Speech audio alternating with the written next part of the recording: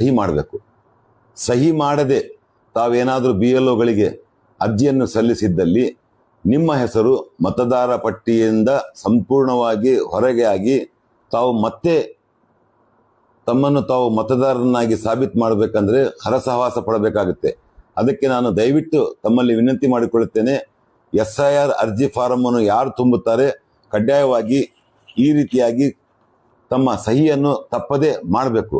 ಮತ್ತು ಸಹಿ ಮಾಡಿದ ನಂತರ ಕಡ್ಡಾಯವಾಗಿ ತಾವು BLOಗಳಿಗೆ ಫಾರಂ ಅನ್ನು ನೀಡಿ ನಂತರ ಈ ರೀತಿ BLOಗಳಿಂದ ಸಹಿಯನ್ನು ಕೂಡ ತಾವು ಪಡೆಯಬೇಕು.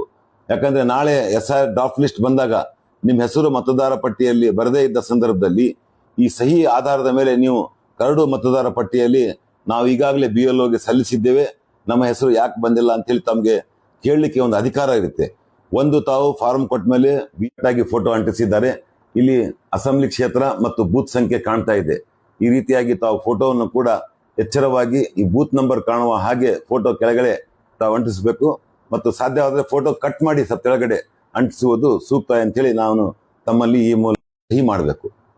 ಸಹಿ ಮಾಡದೆ ತಾವೇನಾದರೂ BLOಗಳಿಗೆ ಅರ್ಜಿಯನ್ನು ಸಲ್ಲಿಸಿದ್ದಲ್ಲಿ ನಿಮ್ಮ ಹೆಸರು ಮತದಾರ ಪಟ್ಟಿಯಿಂದ ಸಂಪೂರ್ಣವಾಗಿ ಹೊರಗೆ ಆಗಿ ತಾವು ಮತ್ತೆ ತಮ್ಮನ್ನು ತಾವು ಮತದಾರರನ್ನಾಗಿ ಸಾಬೀತು ಮಾಡಬೇಕಂದ್ರೆ ಹರಸಹವಾಸ ಪಡಬೇಕಾಗುತ್ತೆ. ಅದಕ್ಕೆ ನಾನು ದಯವಿಟ್ಟು ತಮ್ಮಲ್ಲಿ ವಿನಂತಿ ಮಾಡಿಕೊಳ್ಳುತ್ತೇನೆ, SIR ಅರ್ಜಿ ಫಾರಂ ಅನ್ನು ಯಾರು ತುಂಬುತ್ತಾರೆ ಕಡ್ಡಾಯವಾಗಿ ಈ ರೀತಿಯಾಗಿ ತಮ್ಮ ಸಹಿಯನ್ನು ತಪ್ಪದೆ ಮಾಡಬೇಕು. ಮತ್ತು ಸಹಿ ಮಾಡಿದ ನಂತರ ಕಡ್ಡಾಯವಾಗಿ ತಾವು BLOಗಳಿಗೆ ಫಾರಂ ಅನ್ನು ನೀಡಿ ನಂತರ ಈ ರೀತಿ BLOಗಳಿಂದ ಸಹಿಯನ್ನು ಕೂಡ ತಾವು ಪಡೆಯಬೇಕು.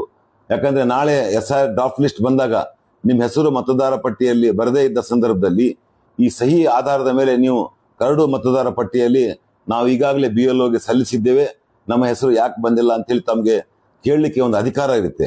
ಒಂದು ತಾವು ಫಾರಂ ಕೊಟ್ಟ ಮೇಲೆ ಆಗಿ ಫೋಟೋ ಅಂಟಿಸಿದ್ದಾರೆ. ಇಲ್ಲಿ ಅಸೆಂಬ್ಲಿ ಕ್ಷೇತ್ರ ಮತ್ತು ಬೂತ್ ಸಂಖ್ಯೆ ಕಾಣ್ತಾ ಇದೆ.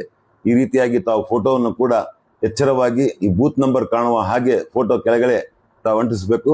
ಮತ್ತು ಸಾಧ್ಯವಾದರೆ ಫೋಟೋ ಕಟ್ ಮಾಡಿ ಕೆಳಗಡೆ ಅಂಟಿಸುವುದು ಸೂಕ್ತ ಅಂತೇಳಿ ನಾನು ತಮ್ಮಲ್ಲಿ ಈ ಮೂಲಕ